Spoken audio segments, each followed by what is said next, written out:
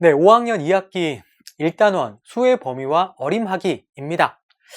참고로 2015 개정에서는 측정 영역에 있던 단원인데 2022 개정이 되면서 수와 연산 영역으로 영역 이동을 한 강론 단원이 되겠습니다. 이 단원의 핵심은 크게는 2가지, 그리고 작게는 7가지 쿠키워드로 요약할 수 있을 것 같습니다. 먼저 2가지는 수의 범위와 어림값이고요. 그리고 좀 더 자세하게 표현하자면 수의 범위 학습과 관련된 이상, 이하, 초과, 미만, 그리고 어림값과 관련해서는 올림, 버림, 반올림입니다. 자, 이 중에서 올림은 최소, 적어도 라는 표현이 따라오고요. 그리고 버림은 최대라는 표현이 따라온다 라고 기억해 두세요. 이 중에서도 특히 수의 범위와 관련해서는 경계값을 포함하는가 포함하지 않는가, 이것이 핵심이 되겠습니다. 자, 이러한 쿠키워드를 염두에 두시고 단원 전개 계획표를 살펴보도록 하겠습니다. 자, 이 중에서 2차시, 3차시, 4차시가 수의 범위와 관련된 차시 활동이고요. 그리고 5차시, 6차시, 7차시가 어림값에 대한 차시 내용이 되겠습니다. 자, 그러면 앞에서부터 강론 엑기스 내용을 중심으로 살펴보도록 할게요. 먼저 2차시 내용을 보시면요. 2차시 교과서에서는 사과의 무게를 나타내는 방법을 생각해 보는 상황 설정이고요. 이때 사과의 무게가 180g 이거나 또는 이 180보다 큰 수일 때 이러한 수를 어떻게 말하면 좋을지에 대해서 이야기해 보는 거예요. 자, 이러한 상황에서 180, 181, 182, 183 이와 같이 180과 같거나 큰 수를 180 이상인 수라고 하면서 이상이라는 수의 범위를 약속하게 됩니다. 그리고 이 180 이상인 수를 그림으로 나타내보는 활동도 하게 돼요. 자, 수직선 모양의 그림으로 나타내보는 활동을 하는 거죠. 자, 이때 180을 속이 채워진 동그라미로 나타내고요. 이때 동그라미가 채워졌다라는 것은 180이 포함된다라는 뜻입니다. 자, 이 동그라미를 포함해서 속이 채워진 동그라미를 통해서 오른쪽으로 선을 그으면서 180 이상인 수를 나타낼 수가 있는 거죠. 자, 이러한 교수학습 패턴은 이상뿐만 아니라 이하에서도 아주 비슷합니다. 자, 보시면 이번에는 145와 같거나 작은 수를 어떻게 나타내면 좋을까라는 상황입니다. 145, 144.6, 143. 자, 이와 같이 145와 같거나 작은 수를 145 이하인 수라고 표현하기로 약속을 하고요. 자, 이러한 수의 범위를 그림으로 나타내면 145를 속이 채워진 동그라미로 나타내고요. 자, 이 동그라미가 채워졌다라는 것은 145가 포함된다라는 뜻이죠. 이 채워진 동그라미를 포함해서 왼쪽으로 선을 그으면서 145 이하인 수를 그림으로 나타낼 수가 있는 거죠. 자, 지금까지 살펴본 이상 이하의 핵심이 뭐냐고 하면 이상 이하는 경계값을 포함한다가 되겠습니다. 학생들이 이러한 수의 범위를 접하게 되면서 180과 같거나 큰 수 또는 145와 같거나 작은 수는 셀 수 없이 많죠. 그런데 그 셀 수 없이 많은 수를 이상, 이하라는 수학적 표현으로 간단히 표현할 수 있는 거죠. 그리고 그림으로도 표현할 수 있다는 것을 인식하도록 지도하면서 최종적으로는 수의 범위를 표현하는 말과 기호는 참 편리한 수학적 표현이다. 자, 이와 같은 수학의 유용성을 학생들이 인식할 수 있도록 지도하는 거죠. 이때 수학의 유용성은 성취 기준 키워드이기도 합니다. 다음으로 3차시에서는 학생들이 지게 체험을 하는 상황인데요. 지게 체험을 하기 전에 키를 재는 상황을 제시하고 있습니다. 자, 먼저 활동 1을 보시면 키가 110cm보다 큰 학생의 키를 모두 쓰고 그 110보다 큰 수를 어떻게 나타내면 좋을지 이야기해보는 상황입니다. 자, 그런 뒤에 110.8, 113, 113.2. 자, 이와 같이 110보다 큰 수를 110 초과인 수라고 부르기로 약속을 합니다. 그 수의 범위를 그림으로 표현하면 이번에는 110을 나타낼 때 속이 채워진 동그라미가 아니라 속이 비어있는 동그라미로 나타내고요. 이 동그라미 오른쪽으로 선을 그어서 110 초과인 수를 그림으로 나타낼 수가 있는 거죠. 자, 이때 속이 비어있는 동그라미는 110을 포함하지 않는다라는 것을 의미합니다. 자, 이때 중요한 것은 2차 시에서 배웠던 이상이라는 표현과 비교해 보는 건데요. 만약에 110 이상인 수를 수직선에 나타낸다면 그때는 110을 속이 채워진 동그라미로 표시하겠죠. 하지만 110 초과인 수에서는 그 110을 표시할 때 속이 비어있는 동그라미로 표시합니다. 그래서 결론은 초과도 그렇고 미만도 마찬가지인데요. 이 초과인 수와 미만인 수에는 경계값이 포함되지 않는다. 가장 중요한 지도 내용이 되겠습니다. 다음으로 4차 시에서는 지금까지 배웠던 이상, 이하, 그리고 초과, 미만을 활용해서 두 가지 수의 범위를 동시에 나타내 보고요. 그리고 이상, 이하, 초과, 미만을 혼합해서 수의 범위를 표현해 보는 활동도 하게 됩니다. 예를 들어서 16 이상, 35 미만인 수라고 한다면 그림으로 나타내면 16은 속이 채워진 동그라미로 표시하고요. 그리고 35는 속이 비어있는 동그라미로 표시하죠.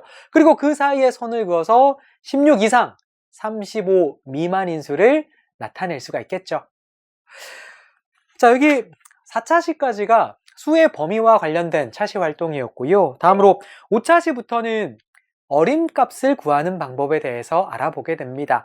자, 그 중에서 5차시에서는 올림에 대해서 공부하는데요. 앞서도 잠깐 말씀드렸지만 여러분이 직관적으로 기억하실 때는 올림이라고 하면 따라오는 표현이 있는데 그게 최소 적어도라는 표현입니다. 올림이면 최소 적어도가 따라온다. 그리고 버림이라고 한다면 최소 적어도의 반대인 최대가 따라온다. 정리하자면 올림은 최소 적어도, 버림은 최대. 자, 이러한 표현을 일단은 기억해 두세요. 교과서 상황을 보시면 호두 과자를 최소 몇 개 사야 하는지 알아보는 상황입니다. 예를 들어서 이때 호두 과자는 낱개로 판매하지 않고 10개씩 담은 상자 단위로 판매해요. 자, 그러면 이 상황에서 내가 필요한 호두 과자는 243개입니다. 243개. 자, 그렇다면 나는 낱개로 살 수는 없으니까 10개 단위로 끊어서 사야 하겠죠. 자, 그런데 10개 단위로 끊어서 240개를 사게 되면 그때는 3개가 모자라잖아요. 그래서 240개를 사면 안 되고 250개를 사거나 아니면 260개를 사도 되는 거죠. 하지만 문제 상황에 어떤 표현이 있냐고 하면 문제 상황은 최소 몇 개가 필요한가 라는 상황입니다. 자, 그래서 최소 250개 또는 적어도라는 표현을 사용해서 적어도 250개를 사야 하는 상황인 거죠. 자, 이때 내가 구하고자 하는 단위는 10개 단위입니다. 10개 단위. 자릿수로 나타내자면 10의 자리이고요. 그리고 이 구하려는 자리인 10의 자리 아래에 있는 수를 확인해 봐야 합니다. 그 아래 수는 3이에요. 자, 이 3이라는 수를 10으로 생각해서 올림을 한 겁니다. 그러면서 243을 250으로 나타낸 거죠. 자, 이러한 방법을 올림이라고 약속하게 됩니다. 자, 이 올림을 하는 방법은 일단 구하려는 자리를 먼저 확인하고요. 그리고 그 자리의 아래수도 확인합니다. 그리고 그 아래수를 올려서 나타낸다. 이게 올림하는 방법이 되겠습니다. 아주 간단하죠. 그래서 만약에 방금 전에 그 호두과자 구입 상황에서 이번에는 호두과자를 100개씩 상자 단위로 판매한다면 내가 필요한 건 243개였죠. 자, 그러면 100개씩 상자 단위로 판매하니까 이번에는 구하려는 자리가 뭐예요? 네, 100의 자리이죠. 그리고 이 100의 자리의 아랫수는 뭔가요? 네, 아랫수는 43입니다. 이 43을 100으로 생각해서 올림하고요. 그러면 내가 최소로 사야 하는 호두과자의 수, 적어도 필요한 호두과자의 수는 300개가 되는 거죠. 다음으로 소수의 올림도 같은 방법인데요. 예를 들어서 2.378이 있어요. 2.378. 이 2.378을 올림해서 소수 첫째 자리까지 나타내야 하는 상황입니다. 소수 첫째 자리. 자, 내가 구하려는 자리는 소수 첫째 자리이고요. 자, 그러기 위해서 이 소수 첫째 자리의 아래수가 무엇인지 확인해야 합니다. 소수 첫째 자리의 아래수가 뭐죠? 네, 0.078입니다. 이 0.078을 뭘로 생각하는 거죠? 네, 0.1로 생각해서 나타내면 되고요. 그렇게 해서 소수 첫째 자리까지 나타내면 2.4가 되는 거죠. 그리고 만약에 이번에는 똑같은 2.378을 올림해서 소수 둘째 자리까지 나타내야 하는 상황이라면 내가 구하려는 자리는 뭐죠? 네, 소수 둘째 자리이죠. 이 소수 둘째 자리의 아랫수는 뭔가요? 네, 0.008입니다. 이 0.008을 0.01로 생각해서 소수 둘째 자리까지 나타내면 되는 거죠. 그러면 2.38로 나타내는 거죠. 자, 이와 같이 올림이 필요한 상황을 통해서 학생들에게 구하려는 자리를 확인하게 하고요. 그리고 그 구하려는 자리의 아랫수도 확인하게 합니다. 그 아랫수를 올림해서 나타내는 방법이 바로 올림이 되겠습니다. 자, 이렇게 하면서 올림이라는 어림값을 구하는 방법을 학생들에게 지도하는 거죠. 그리고 참고로 비교하자면 이 어림값을 구하는 방법 중에 하나인 올림이 있고요. 그리고 앞서 우리가 살펴봤던 자연수 곱셈에서의 올림도 있어요. 이 올림과 그 올림은 다른 거예요. 자연수 곱셈에서 올림은 예를 들어서 1의 자리수끼리 곱했을 때 수 모형이 1모형 10개를 넘게 되면 그 1모형 10개를 10모형으로 바꾸죠. 10모형으로 바꾸어서 그 10모형의 수만큼 피승수의 10의 자리수 위에 작게 숫자로 쓰는 그 과정을 올림이라고 했죠. 하지만 여기서는 어림값을 구하는 방법으로 올림인 거예요. 자, 두 가지 똑같은 올림이지만 의미는 다르다. 용어 구분을 하실 수 있어야 하고요. 그리고 어림값 측면에서 어림을 할 때 만약에 1의 자리에서 올림을 해서 10의 자리까지 나타낸 값이 아까 250이었죠.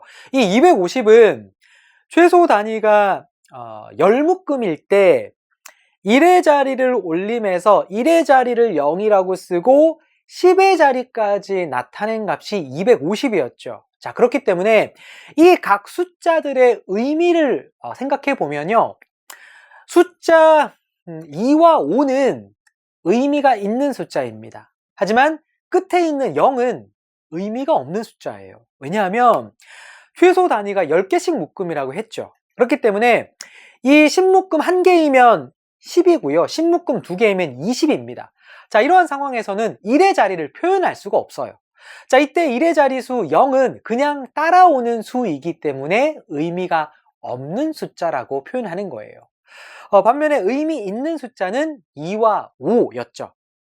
자, 같은 원리로 이번에는 최소 단위가 100개씩 묶음이라고 하면 300, 아까 300이 있었죠. 자, 그 300은 올림을 해서 100의 자리까지 나타낸 값이기 때문에 숫자 3은 의미 있는 숫자입니다. 하지만 나머지 0, 0이 있는데 이 두 개의 0은 의미 없는 숫자입니다. 방금 소개해드린 의미 있는 숫자라는 것을 수학에서는 유효 숫자라고 표현합니다. 유효 숫자. 자, 이 유효 숫자가 무엇인지 알기 위해서는 최소 단위를 알아야 합니다. 자, 방금 우리가 이야기했던 그 사례처럼 최소 단위가 10개씩 묶음이라면 10의 자리수를 포함해서 10의 자리수 이상을 나타내는 수가 있었죠. 5가 있었고 2가 있었습니다. 이 5와 2가 유효 숫자인 거죠. 자, 이처럼 유효 숫자를 알아내기 위해서는 최소 단위를 먼저 파악해야 합니다. 자, 그런데 이렇게 접근하면 조금 시간이 걸리고 조금 더 생각을 해야 하고요. 어떤 측면에서는 조금 불편할 수도 있겠네요. 자, 이러한 불편함을 없애는 방법도 있습니다. 자, 수학에서는 어떻게 표현하냐고 하면요. 초등 범위는 아니지만 이와 같은 상황에서 10의 거듭 제곱을 사용해서 표현을 합니다. 예를 들어서 측정 값이 3200이고 이때 최소 단위가 10이라고 한다면 3200을 3.20 곱하기 10의 3승으로 나타낼 수가 있습니다. 자, 이렇게 나타내면 유효 숫자를 쉽게 구할 수가 있어요. 어떻게 구할 수 있냐고 하면 이 상황에서 유효 숫자는 10의 3승 앞에 있는 겁니다. 그러니까 3, 2, 0이 유효 숫자예요. 하지만 초등학교 수학에서는 이 유효 숫자의 개념을 다루지 않기 때문에 이 내용은 여러분이 참고로만 알아두시면 될 것 같습니다. 다음으로 6차 시에서는 이번에는 버림을 알아보게 되는데요. 교과서에서는 최대로 사용할 수 있는 스티커 수를 구하는 방법을 알아보는 상황을 연출해 놓고 있습니다. 버림하면 최대라는 표현이 따라온다고 했죠. 구체적으로 보면 축제에서 내가 모은 스티커가 228개예요. 228개. 자, 이 스티커를 10개씩 그리고 100개씩 자, 이렇게 사용해서 기념품으로 바꿀 수 있다고 하네요. 자, 이때 최대로 사용할 수 있는 스티커 수를 구하는 상황입니다. 자, 이 상황에서 만약에 스티커를 10개씩 사용해서 사과 주스로 바꾼다면 이때는 스티커를 최대 몇 개까지 사용할 수 있죠? 자, 내가 가진 스티커는 228개예요. 그 중에서 스티커 8개는 기념품으로 바꿀 수가 없죠. 그렇기 때문에 이 경우에 내가 최대로 사용할 수 있는 스티커는 220개가 되겠습니다. 자, 그리고 이번에는 스티커 100개씩 사용해서 모자로 바꾸는 상황이라면 이 상황에서는 스티커를 최대 몇 개까지 사용할 수 있는 거죠? 네, 내가 가진 스티커는 228개. 그 중에서 28개는 기념품으로 바꿀 수가 없어요. 그렇기 때문에 최대로 사용할 수 있는 스티커 수는 200개가 되겠습니다. 방금 전에 두 가지 상황을 살펴봤는데요. 그 두 가지 상황 모두 버림의 상황입니다. 버림의 상황에서는 올림 상황에서 봤던 최소, 적어도라는 표현이 있었죠. 하지만 버림 상황에서는 그 반대되는 표현입니다. 바로 최대라는 표현이 따라온다라는 점 기억하세요. 방금 전에 살펴봤던 그 상황처럼 구하려는 자리를 확인하고 그 구하려는 자리에 아랫수도 확인합니다. 그 아랫수를 버려서 나타내는 방법을 버림이라고 합니다. 예를 들어서 내가 가진 스티커 228개 중에서 내가 구하려는 자리가 10의 자리라고 한다면 그 10의 자리의 아랫수는 8이 있죠. 그 8을 버림해서 228을 220으로 나타내는 것이 버림입니다. 그리고 내가 구하려는 자리가 이번에는 100의 자리라고 한다면 그 100의 자리 아랫수를 확인해야 합니다. 그 아랫수는 28이고요. 그 28을 버림해서 228을 300으로 나타내는 것이 버림이 되겠습니다. 자, 다음으로 7차 시에서는 반올림을 알아보는데요. 이 반올림은 구하려는 자리에 바로 아래 자리의 숫자가 만약에 0, 1, 2, 3, 4이면 버리고요. 5, 6, 7, 8, 9이라면 올려서 나타내는 방법을 반올림이라고 합니다. 자, 이 반올림은요. 제시된 수가 있고요. 그 제시된 수와 가장 가까운 최소 단위의 눈금을 찾는 것이다. 이렇게 생각하셔도 됩니다. 예를 들어서 최소 단위가 10이라고 한다면 수가 3482가 있다고 가정을 해봐요. 3482. 그런데 최소 단위가 10이기 때문에 이 348이 앞뒤에는 3480도 있고 3490도 있습니다. 자, 그런데 이 3482는 3490보다는 3480에 더 가깝죠. 그래서 3482는 반올림하게 된다면 3480으로 나타내는 거죠. 이게 더 자연스러운 거죠.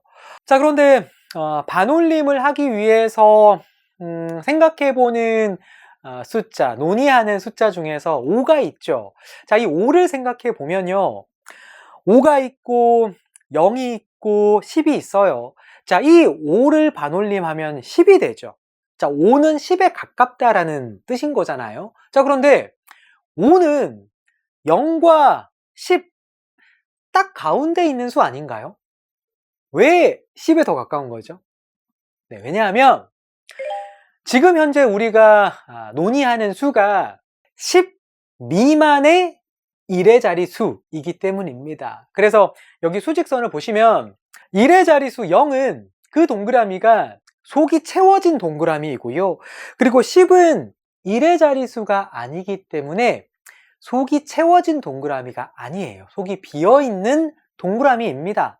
자, 그래서 이 0 이상 10 미만의 구간에서 한정해서 본다면 이 구간에서는 5는 0보다는 10에 더 가까운 셈이죠. 자, 이렇게 7차시까지 마친 뒤에는 다음으로 8차시에서는 학생들이 지금까지 배웠던 올림, 버림, 반올림을 활용해서 여러 가지 생활 장면에서의 문제를 해결해 보는 그러한 활동을 하면서 단원학습을 마치게 되겠습니다. 자, 이렇게 자연수의 곱셈, 나눗셈, 지도 계열로 분류했던 모든 단원들을 살펴봤고요. 여러분은 단원 개관 자료와 그리고 단원별 쿠키워드와 퀴즈 플러스 문제를 중심으로 다시 한번 복습을 해보시고요. 다음 시간에는 수 체계 중에서 분수와 소수, 그리고 이 분수 소수의 사칙연산 계열로 넘어가 보도록 하겠습니다.